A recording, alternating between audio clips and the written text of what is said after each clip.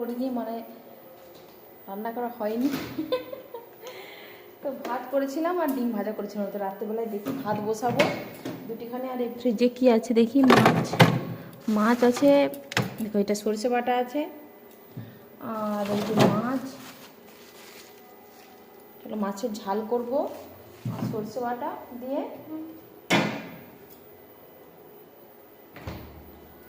আর হচ্ছে ভাত বসাবো।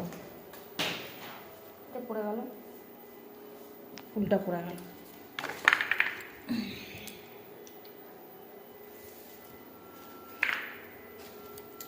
চলো যাই, অনেক বেজে গেছে, 7:30 বাজছে। আর ঈশানের বাবাই বেরিয়েছে একটু।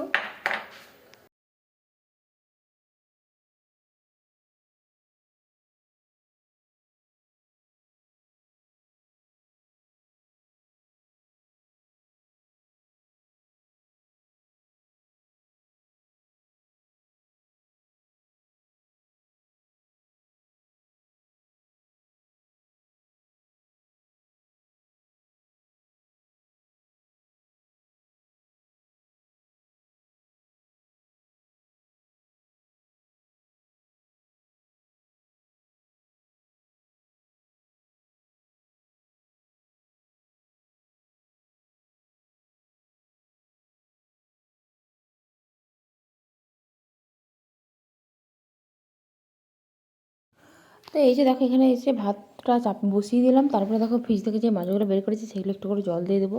তো জল দেওয়া থাকলে টপ করে মানে বরফটা ইয়ে হয়ে যায়, ছেড়ে যায়। আর না হলে শক্ত শক্ত মাছগুলো থাকলে ভাজা মানে ভালো হয়নি ভাজা।